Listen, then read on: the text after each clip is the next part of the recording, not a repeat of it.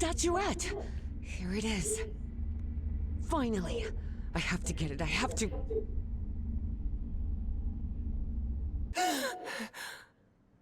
This is the story of Evie Drayton.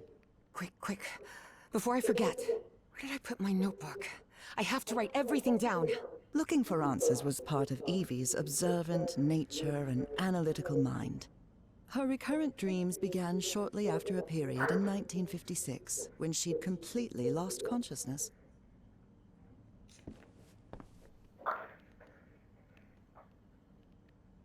Uncle Mo showed me a trick or two when I would help him in the motor shop. Tinkering with gadgets always puts me at ease. I was lucky to be accepted at Miskatonic.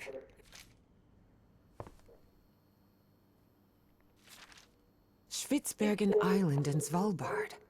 Apparently I researched this area of the Arctic.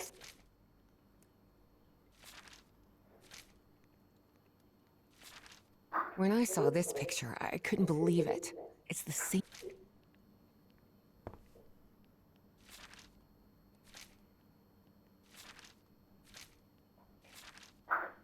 Beatrice, along with me.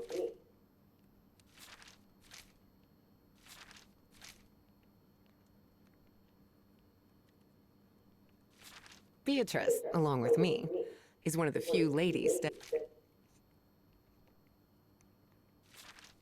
I've searched every astronomy book at the Miskatonic.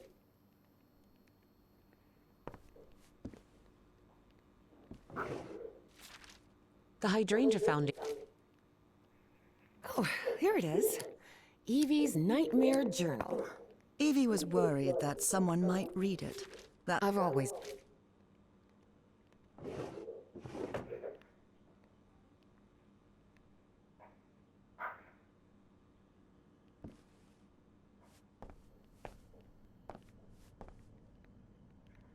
Thank goodness. Still have a couple hours until thermodynamics class starts. Rhythm and blues is definitely my kind of music.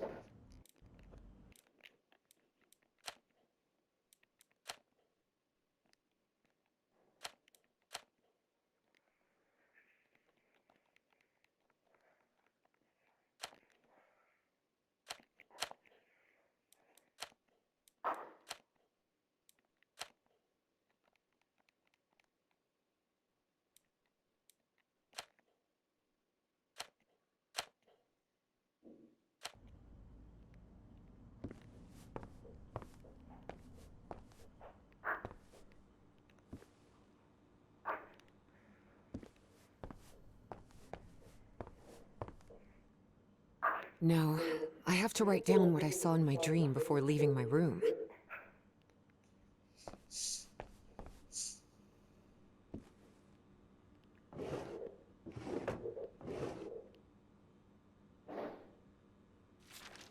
I've always been a... The Hydrangea Foundation took care of the insurance payout for Dad's accident. I had scholarships to attend several black colleges in the...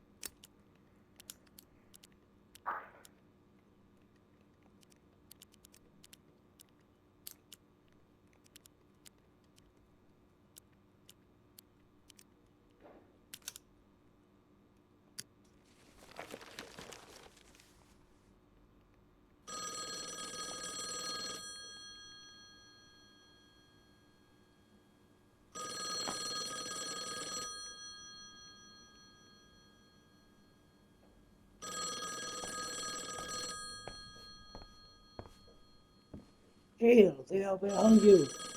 Leave this apartment. Get out. So. Yes, Is this... are you Evangeline Drayton? that's right. Who am I talking to? I am the Dean of Archaeology at Miskatonic University. I believe you wanted to ask me some questions, right? Yes. Yes, of course. It's a pleasure to finally meet you, Professor Meet Ev- me today at 6 p.m. at 5 Prospect Road, outside of Boston. Boston? That's almost a 2-hour train ride from Arkham. I thought Do you want to talk or not? Yes, of course. I'll be there. 6 p.m., Prospect Road. See you in a couple of hours, Professor.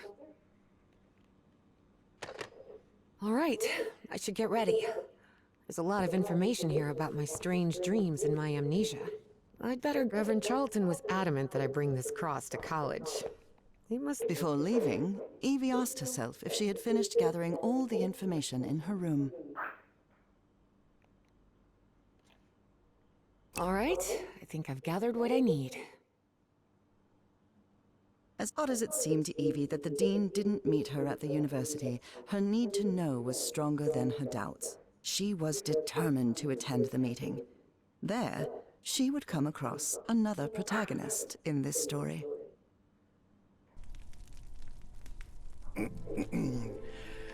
So, you have finally decided to talk to that young lady, Professor. Yes.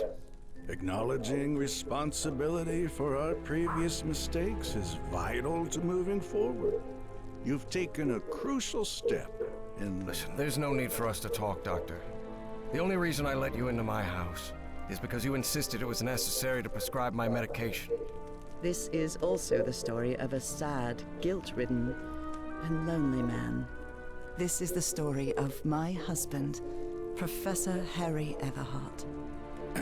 Yes, I know well enough that discussing the effectiveness of our therapy sessions with you is futile. But you need to understand that therapy is just a part of the whole treatment. Without it, I can't go and... Ask whatever you deem necessary and let's get this over with as soon as possible. Fine. What about your position as Dean at Miskatonic University? We talked some time ago about your relationship with work was somewhat obsessive. I didn't say that. You did. Well, you told me you practically lived secluded in this very home, and the only thing that drove you to leave it was your job obligations. So, how would you define that? I do what they pay me for. Teaching, student assessment, and certain logistical duties fall within my responsibilities. Cheering at the Miskatonic Mariners football games does not. And are you happy with that? With your life now? What kind of question is that? Well, I'm asking it because it sounds like you're subjecting yourself to a kind of self-punishment. I am not. Next question. There's another topic you've never wanted to delve into, Professor. Would you now be open to... You're going to do it anyway, so go ahead. Okay. What happened to your wife, Professor? She died at home after a long disease.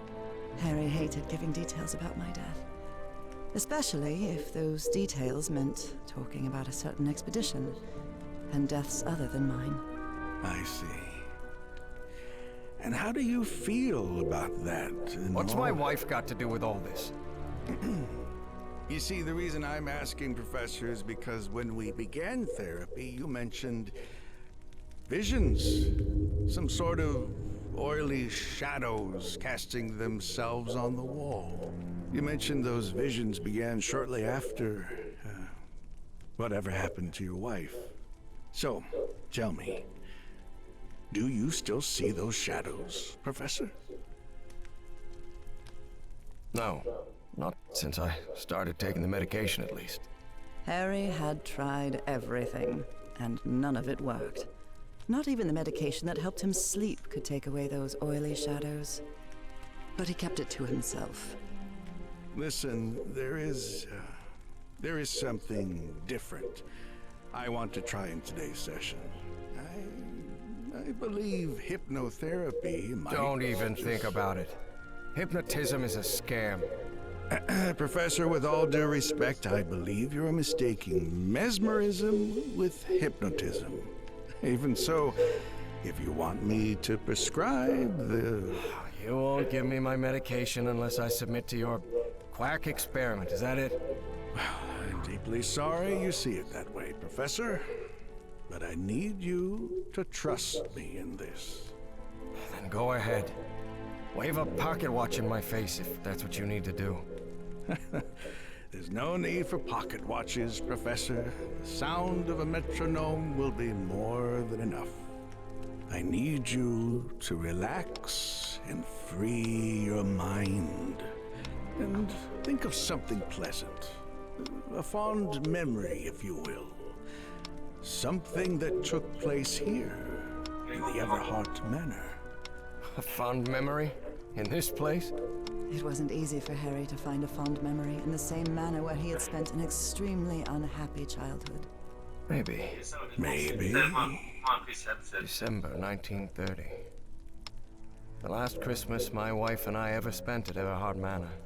She insisted on coming, despite my parents never approving of our marriage. But that was the kind of person she was. Interesting. Tell me more about it, Professor Everhart. Every time I gave her a present, I prepared a little scavenger hunt. She loved it.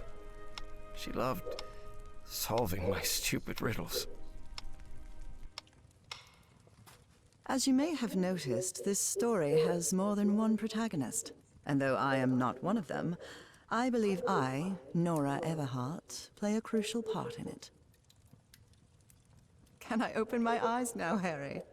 Not yet. We're almost there. Let me open the door and... Now, open your eyes. Look what you've prepared. It's another one of your scavenger hunts, huh? Of course, old pal. Now, if you want your present, you'll have to earn it. Can I use my journal to write down clues? Well, technically that's against the rules, but I'll turn a blind eye this time. You're so kind.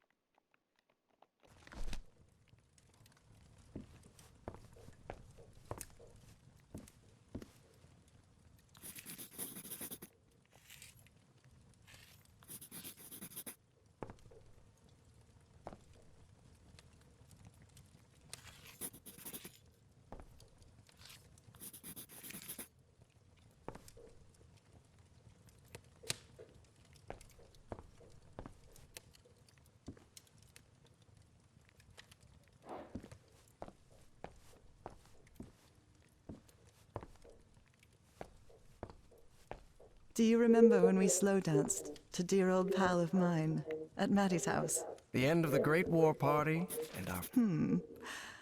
What are you up to now? Wait. There's something wrong in this memory. This wasn't... Ignore it. Focus on that moment. Your wife. That happy memory. I wonder what my darling husband is keeping locked up in here. You'll have to put that brain of yours to work to find it.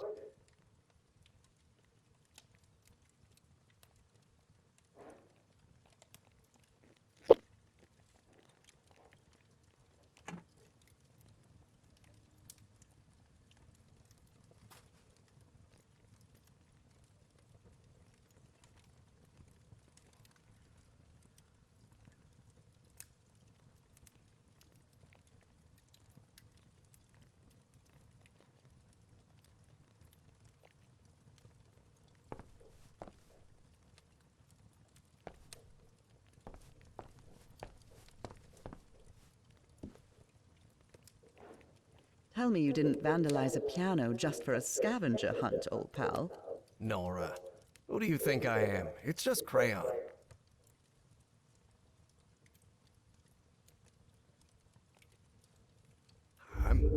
I'm seeing those oily shadows in here. Why am I seeing those shadows? Focus, Professor. Keep remembering.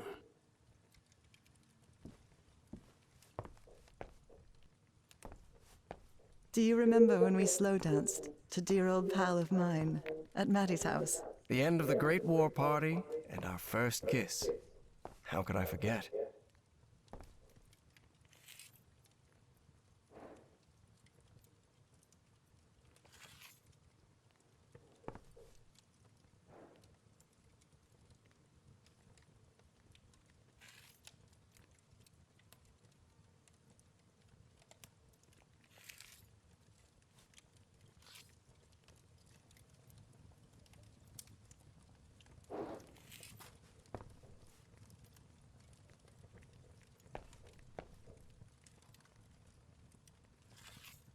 Set.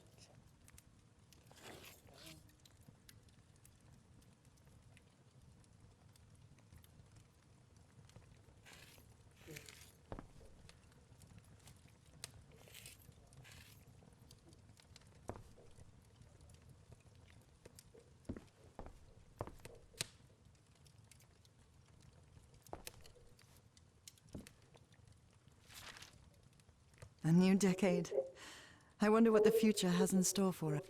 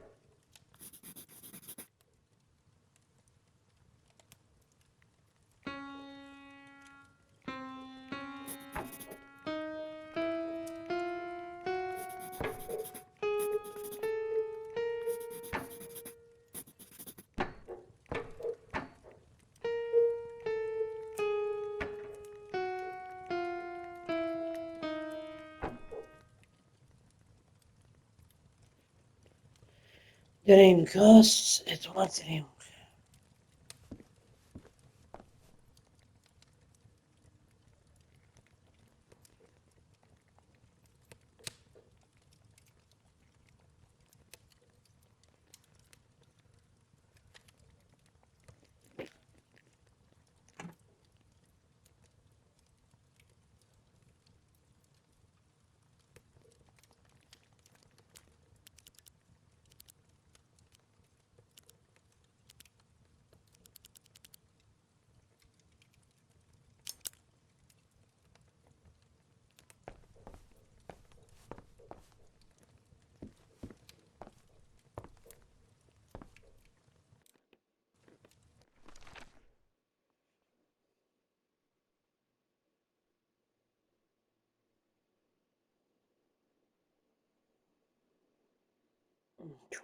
Un, deux, trois.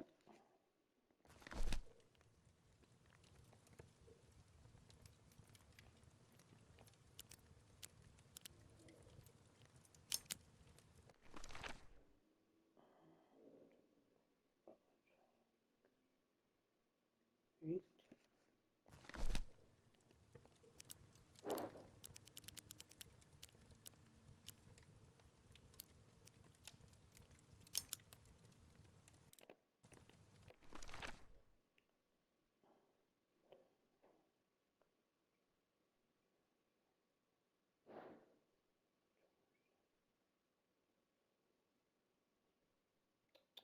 Voilà, un, deux.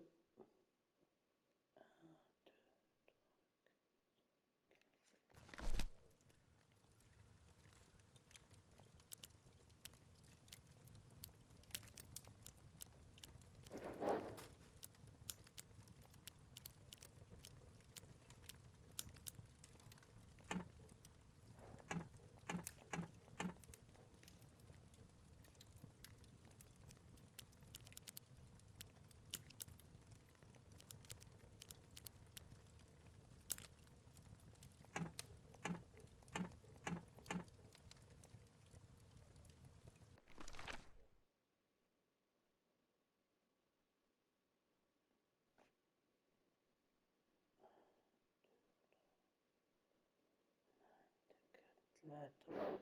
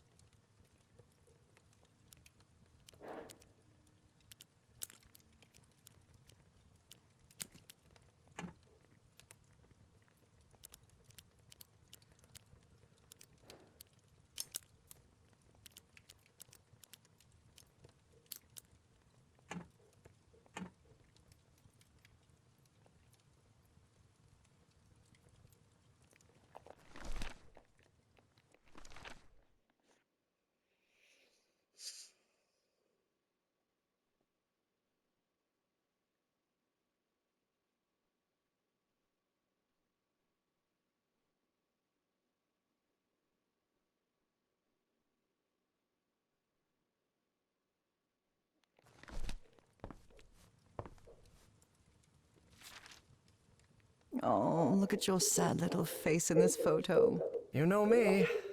I've never been the life of the party. Oh, look at your sad little...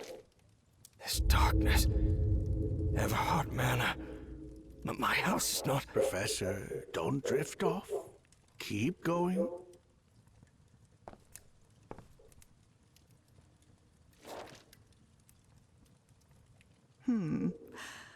What are you up to now? Oh boy, what a drawing. Is this supposed to be a tree? Of course it is. I'm doing the best I can with my limited art skills. Well, Parece bien que lo conseguía.